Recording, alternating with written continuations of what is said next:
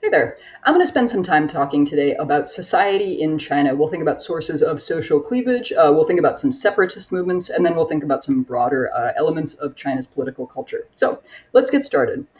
Major sources of social cleavage in China. Number one, as you are accustomed to hearing me say for almost every country in this course, is ethnicity. Although China is, I think, the most ethnically homogenous of any country in the AP CompGov course. Something like 90 or 92%, depending which estimate you look at, of people in China are of the Han ethnicity. And then in addition to that, there are 55 different officially recognized minority ethnic groups. I want to be a little bit careful here because there are more than 56 different ethnic identities. If you go around and survey people in China and ask them what they consider their ethnicity to be, you'll get some answers that aren't on that list of officially recognized groups. But the state has accorded recognition to a specific list of ethnic minority groups. And many of those groups, particularly the most populous, are concentrated in what's known as autonomous regions. These are administrative subdivisions of China that tend to have a little bit more independence at the state level in terms of institutions.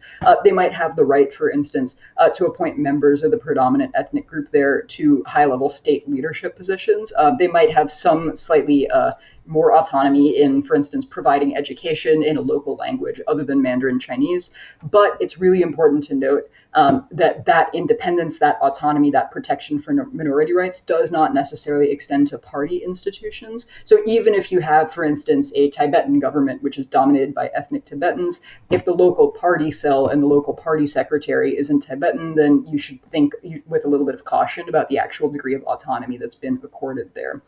Similarly, members of each of those 55 recognized minority groups is guaranteed a representative in the National People's Congress, but not in the National Party Congress. And you should at this point remember which of those groups is calling the shots. Number two, not recognized by the CompGov syllabus as an official source of social cleavage, but important in China nonetheless, is language. Mandarin Chinese is the official language of government and education, and there's actually a concerted effort under the PRC to make spoken and written Mandarin more accessible and to promote education in Mandarin throughout the country by way of promoting national unity and also boosting literacy rates. But there's a huge, huge variety of spoken languages and dialects. The difference between a language and a dialect, as they say, is an army, is throughout the country, and not everybody in China is actually literate or fluent in Mandarin Chinese. The degree to which you speak a sort of standardized form of Mandarin Chinese can sometimes be a marker of class status. There is sometimes, aspersions attached to people who speak non-Mandarin dialects or who speak Mandarin with a heavy accent.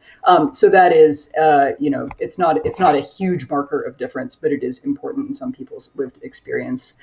Finally, geography. So China has urbanized really rapidly in the last 40 years or so, largely as a consequence of the economic reform policies pursued under Deng Xiaoping and his successors. And city dwellers in China, compared to their rural counterparts, are on average wealthier and more likely to have extensive formal education. Not only is there an urban-rural divide, there is also an inland versus coastal divide. A lot of that industrialization, a lot of foreign direct investment, a lot of the reform and opening primarily benefited provinces with access to ports on China's coasts. And as a consequence of that, we've seen, number one, a disparity between levels of economic development. So coastal provinces in general tend to be more economically productive, tend to be wealthier, tend to have lower poverty rates. And second, we tend to see people from these inland rural regions migrating to coastal provinces in search of work in China's gigantic industrial sector. And that, as I've said before in these lectures, will sometimes produce a population that is relatively alienated, that has less access to social services, and that is a potential source of political instability. Speaking of potential sources of political instability, China has a couple of separatist movements arising from ethnic and religious differences. And so I'm going to focus here on two key regions. And I will just give you a heads up. The backstory for separatist movements in both Xinjiang and Tibet is much, much, much more complicated than I can cover in a single slide here. And I'll drop some resources in the description to this video if you are interested in learning more about either one of those movements. But I'm going to conflate them a little bit and focus on similarities and broad themes just for the purposes of this video. So there are two regions where China has faced significant separatist movements in the PRC period. The first one is Tibet.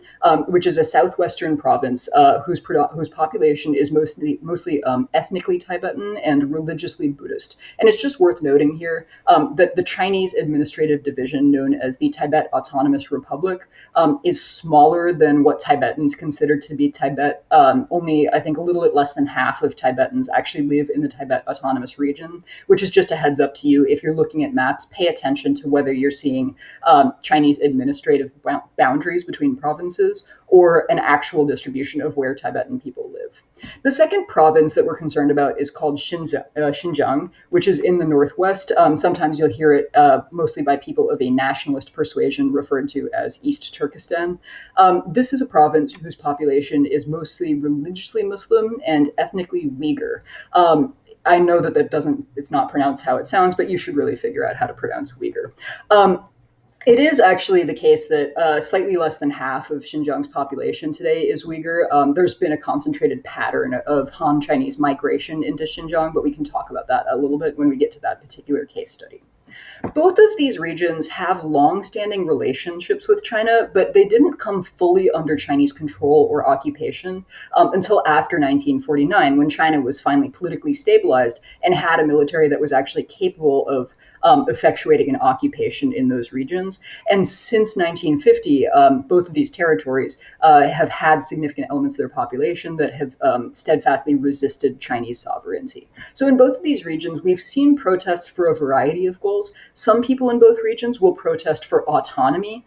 In particular, in Tibet, one of the popular demands is the return of the Dalai Lama, who was, before Chinese occupation, the spiritual and political leader of the Tibetan people, and who has been living in exile in India since the 1950s. The Dalai Lama himself is no longer calling for Tibetan independence, simply for greater religious and cultural and political autonomy for the people of Tibet within the framework of Chinese sovereignty.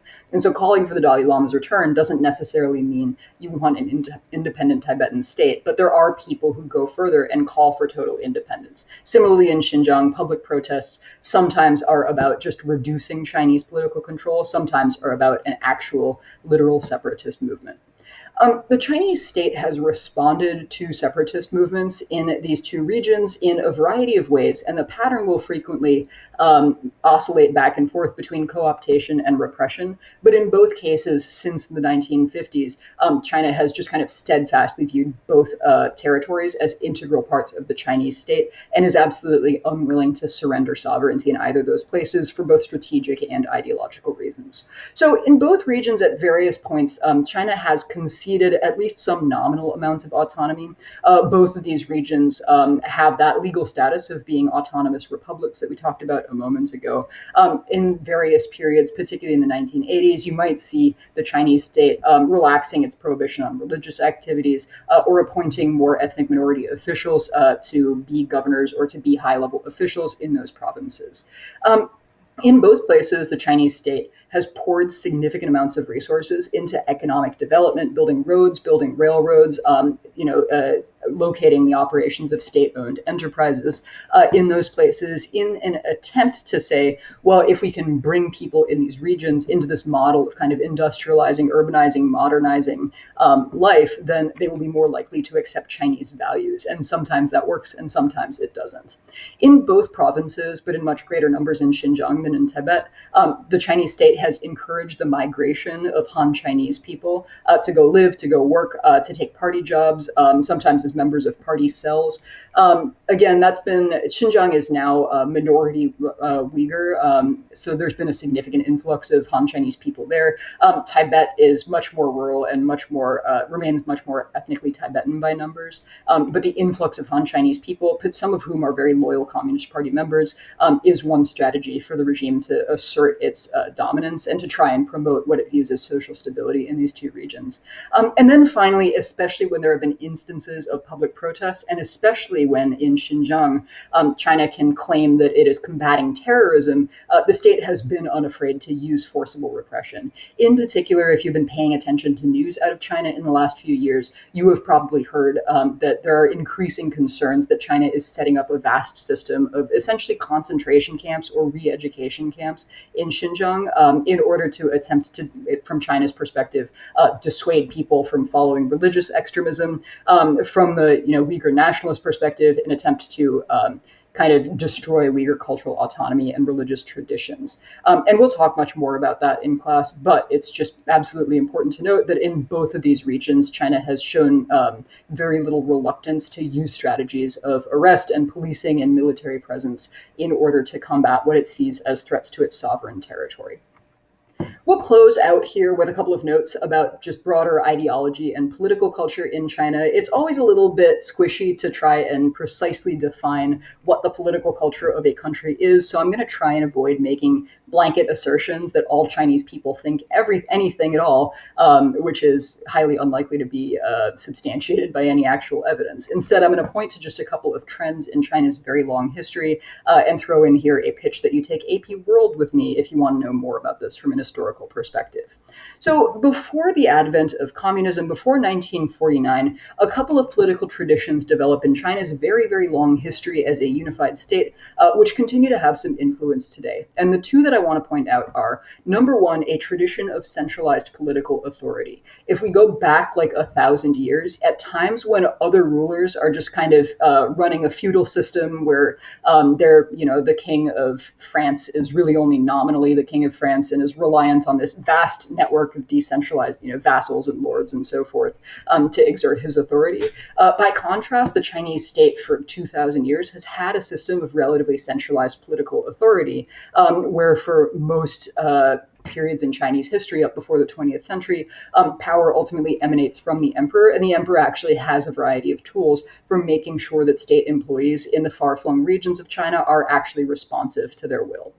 The other tradition that's worth noting is Confucianism, which is a belief system, not strictly speaking a religion, maybe more of a philosophical tradition, which originates in China and which has been tremendously influential in its government for 2,000 years. Confucianism emphasizes the importance of hierarchical relationships and of knowing your place within a hierarchically defined relationship. So some examples of that might be the obedience of children to their parents, or the obedience of a civil servant to their superior, or the obedience of subjects to the emperor. And the idea behind Confucianism is that we can ensure order and harmony and stability if everybody knows their place in the hierarchy and fulfills whatever role has been assigned to them by the hierarchy. Underlying this, I think what's surprising for Americans particularly is that individual happiness and individual freedom are not necessarily the central goals of a good human existence in the Confucian worldview.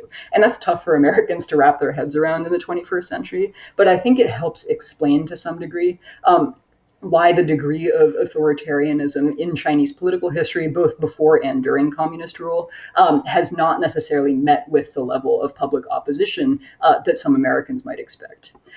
Under Mao, who has his own very distinctive political philosophy, which is still enshrined in China's constitution as a key source of political thinking for the PRC, a couple of new tenets are introduced. And in fact, there's an active attempt to kind of smash Confucianism, but not necessarily to do a total 180.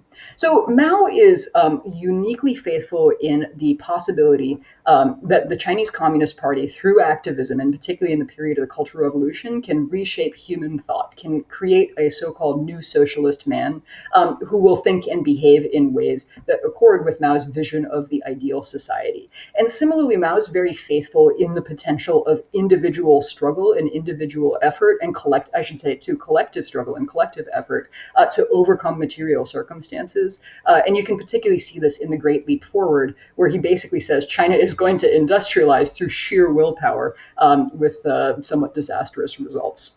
The other characteristic of Maoism that's worth noting, and again, this is an instance where Mao is to some degree building on previous Chinese political traditions, is the idea that collective well-being is more important than individual well-being. And again, that's important in helping to understand why not all citizens of authoritarian regimes view authoritarianism as the absolute worst thing in the world. More recently, there's been an emphasis on nationalism, and particularly under Xi Jinping, you've seen China, number one, assert its kind of foreign policy muscle a little bit more aggressively over places like the international recognition of Taiwan, which she considers a province of China, over China's disputed claims with the Philippines and Vietnam and other countries over territory in the South China Sea. You've also seen she be relatively aggressive in articulating this vision of Chinese government as a workable alternative to American-style electoral democracy, where individual freedom is the primary goal. And so there's been this increasingly kind of muscular defense ideologically of the idea that the Chinese system is not just like an okay alternative, but actually a better way to run a country. You can see that emerging in more recent Chinese propaganda. However, all of this kind of cuts against a trend that, again, really hard to measure. I'm not sure how you would go around quantitatively measuring this or demonstrating this, but I think that many commentators have expressed the sense in recent decades that ordinary Chinese people, and particularly people in the younger generations, have increasingly embraced individual fulfillment as an important goal of their life, have started to reject this idea that behaving in a way that facilitates social harmony is the number one obligation for an individual Chinese citizen. Again, really hard to measure, but I do think we see evidence of that in some recent current events in China, and I will look forward to talking with you about that and many other things the next time I see you in class. Thank you.